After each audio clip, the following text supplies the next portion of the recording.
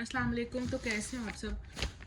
तो आज के लेक्चर में जो हमारा टॉपिक है वो है असाइनमेंट ऑपरेटर्स का। ठीक है, असाइनमेंट। अच्छा, असाइनमेंट से आप लोगों को क्या समझ आ रहा है कि असाइन होती है कोई चीज़। असाइन क्या क्या मतलब होता है। आप लोगों को ड्यूटीज़ असाइन की जाती हैं, कोई पोस्ट असाइन की जाती है, तो आप लोगों को किसी और की तरफ से, किसी इंसान की तरफ से, पेरेंट्स की तरफ से, मतलब किसी और शख्स की तरफ से आपको कोई चीज़ जो दी जाती है ना, वो आपको बेसिकली असाइन की जाती है। वो पोस्ट हो सकती है, वो जिम्मेदारी हो सकती है, वो कोई भी ग्रेड हो सकता है, कुछ भी हो सकता है।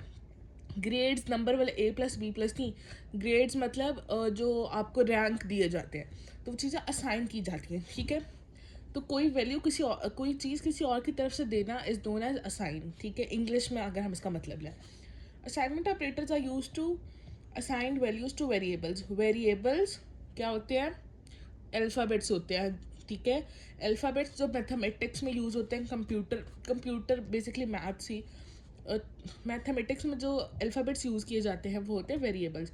तो वेरिएबल्स को जो वैल्यू असाइन की जाती है, जो वैल्यू वेरिएबल्स को दी जाती है, आप लोग एक एक्सप्रेशन लिखते हो। उस एक्सप्रेशन को जब आप लोग सॉल्व करते हो तो आप लोग एक्स की एक या दो वैल्यूज़, क्वाड्रेटिक इक्वेशन तो दो निकलती है, उसके बाद कभी कभार जब आपकी क्यूबिक इक्वेशन होती है तो थ्री निकल जाती हैं, फोर्थ रूट्स निकालने होते हैं तो चार निकलती हैं, इस तरह। ठीक है, वरना अगर सॉल्यूशन सेट है तो मोस्टली, मतलब अगर हम सिंपल बात करें तो एक वैल्यू आप सॉल्यूशन सेट में लिखते हो कि एक्स, और सॉल्यूशन सेट में टू लिखते हो आप लोग। तो जो टू है वो एक्स की वैल्यू उसको असाइन की जाती है। ठीक है, the most common assignment operator is equal sign. ठीक है, इक्वल साइन जो है ना वो मोस्ट कॉमन असाइनमेंट ऑपरेटर है, which assign the value on the right to the variable on the left.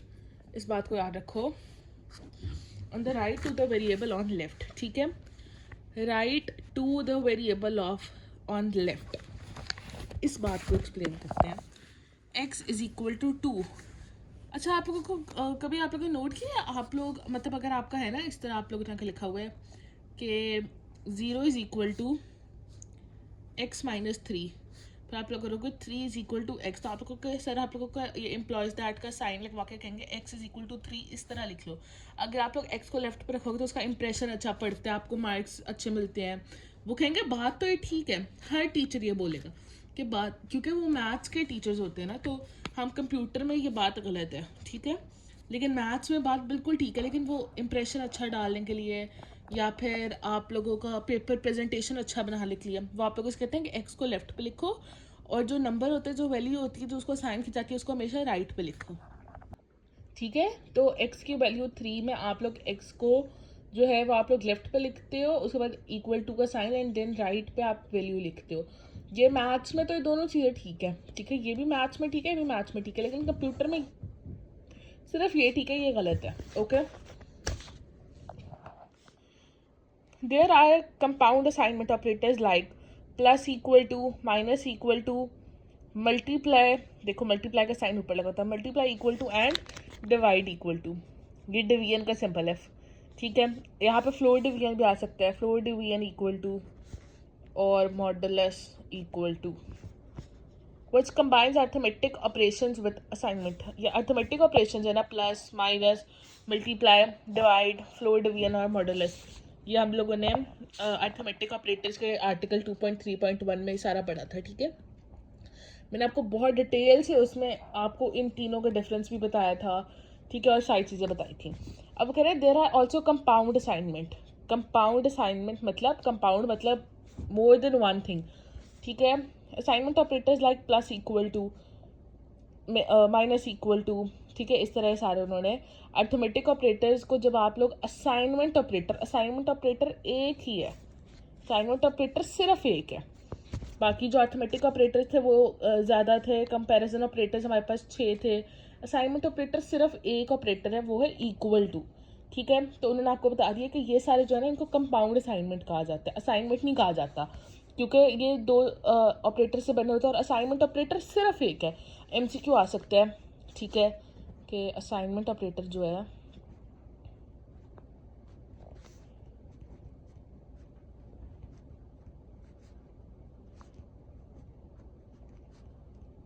सिर्फ एक ही असाइनमेंट ऑपरेटर। ठीक है, अब हम इसको थोड़ा सा कोड यहाँ से देख लेते हैं। A10B5 है, assignment is equal to A, print A is equal to assignment, ठीक है। Output A is equal to 10। उन्होंने A को जब असाइनमेंट मतलब असाइनमेंट को वैल्यू असाइन कर दी है। अच्छा, एक चीज़ मैं आप लोगों को बताना भूल गई हूँ। कंप्यूटर में अगर आपने यहाँ पे लिखा है कोई नेम का, फॉर एग्जांपल आपने जो है एक वेरिएबल बना दिया और आपने नेम दे दिया 31, तो ये वैल्यू जो है इसको असाइन की जाती है, नेम के अंदर स्टोर है। जब आप प्रिंट नेम करवाओगे ना तो आपको जो आउटपुट मिलेगी, मैंने आपको पिछले लेक्चर में बहुत डिटेल से बता दिया था। आउटपुट के लिए हैशटैग का सिंबल भी यूज़ कर सकते हो, प्रेजेंटेशन को और अच्छा करने के लिए, नीट दिखाने के लिए और मार्क्स ज़्यादा लेने के लिए आउटपुट की हेडिंग भी दे सकते हो। ये दोनों चीज़ें बिल्कुल ठीक है, ठीक है। मैं ज़्यादातर हैशटैग यूज़ करती हूँ, मुझे वो ईजी लगता है और मुझे शुरू से आदत है हैशटैग की है। तो आप लोग आउटपुट भी लिख सकते हो, हैशटैग लिखोगे मार्क्स कोई भी नहीं काटेगा, ठीक है। क्योंकि बेसिकली आप कमेंट बना रहे हो ना, उसको आप कमेंट क्यों बना रहे हो कि कोड तो इतना है, नीचे वाला जो आपने यहाँ पे अब आउटपुट 31 लिख रही है कोड का हिस्सा तो नहीं है ना, तो this can be a comment. ये नहीं कहना कि कमेंट बन गया। मैंने आपको कमेंट वाले लेक्चर में बहुत डिटेल से बताया था कि कमेंट का ताल्लुक नहीं है कि आपने ऊपर या नीचे कोड क्या लिखा है, ठीक है। तो आप लोगों को समझ आ गई। इसी तरह आप देखो, उन्होंने जब प्लस इक्वल टू को अगर हम एग्जाम्पल के तौर पर लें, तो for example x plus equal to 2 कर लो, तो पहले पता है वो क्या कहेगा, पहले वो करेगा x इक्वल टू 2, x का आंसर 2 आया, फिर वो x की जगह 2 पुट करेगा, 2 प्लस इक्वल टू 2, वो 2 में 2 और ऐड करेगा, फिर x का आंसर 4 आ जाएगा। मुझे लगता है आप लोग को नहीं समझ आई होगी। देखो, प्लस इक्वल टू का मतलब ये है, यहाँ पे x है वेरिएबल, ठीक है, छोड़ दो उसको। यहाँ पे कोई नंबर लिखो, 1 से फॉर एग्जांपल स्टार्ट कर लो। पहले x को इक्वल करेगा वो 1 के, ठीक है।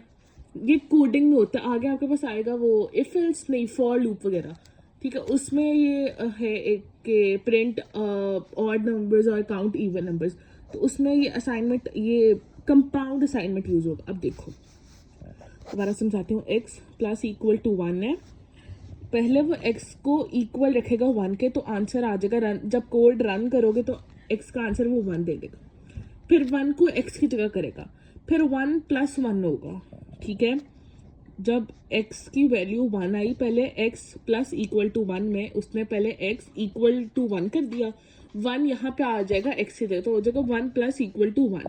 फिर ये 1 जो है वो 1 प्लस 1 हो जाएगा, 1 प्लस 1 2, फिर x इक्वल टू 2 हो जाएगा। समझ आई? नहीं आई तो आप लोग मुझसे पूछो, मैं आप लोगों को ज़रूर बताऊंगी। इससे ज़्यादा इजी एक्सप्लेन मैं इसको नहीं कर सकती। टीचर इसको थोड़ा, वो टीचर आपको कहते हैं कि जो टीचर्स कहते हैं नॉर्मली वो ये कहेंगे कि x प्लस इक्वल टू 1 है ना, x की वैल्यू 1 देगा, फिर 1 को दोबारा ऐड कर लेगा 1 में, फिर 2 आ जाएगा, फिर 1 दोबारा 2 में ऐड होगा। मतलब जो वैल्यू x यहाँ पे आती रहेगी ना ऐड होने के बाद, उसमें 1 दोबारा ऐड होता जाएगा। जैसे x की 2 आ गई, 2 फिर इसमें पुट होगा, हमारे पास ये था x प्लस इक्वल टू 1, 2 फिर इसमें पुट होगा, फिर वो क्या हो जाएगा 2 फिर प्लस 1 3, फिर x इक्वल टू 3 आ जाएगा। अब 3 होगा, 3 प्लस इक्वल टू 1, फिर 3 जब यहाँ पे आएगा तो उसमें 1 ऐड होगा तो x इक्वल टू 4 हो जाएगा। इस तरह कोड रन होगा। इससे ज़्यादा ईजी एक्सप्लेन मैं इसको नहीं कर सकती, ठीक है। अगर आप लोगों को फिर भी आप लोगों को नहीं समझ आ रही है, थोड़ी और ईजी एक्सप्लेनेशन चाहिए तो मुझे बताना, मैं कोशिश करूँगी कि मैं कोई और इसका ईजी सा मेथड ढूंढूँ, मैं आप लोगों को ये चीज़ ईजीली और थोड़ा एक्सप्लेन करूँ, ठीक है। तो आज का मुझे लगता है कि और इसमें कोई भी ऐसी बात नहीं है जो समझाने वाली हो। कोड एक दफ़ा रीड कर लेते हैं। a plus equal to b, print a after addition is equal to, इतना लंबा चाहे ना भी लिखो, ठीक है। a output a is equal to 15, a plus equal to b, a की वैल्यू थी 10 plus equal to b, b की वैल्यू थी 5, यहाँ पे आया तो क्या हो गया 10 और यहाँ से प्लस 5, 10 प्लस 5 इक्वल टू 15। ऐसे सब्ट्रैक्शन में a minus equal to b, a की जगह 10 माइनस इक्वल टू 5, 5 इधर आके माइनस हो गया a। अच्छा, बेसिकली इसमें होता क्या है, ये जो था a plus equal to b, इसमें पहले वो आपको इतना पार्ट परफॉर्म करके देगा, a प्लस b का पार्ट परफॉर्म करेगा, फिर इज इक्वल टू, फिर आगे वैल्यू देगा।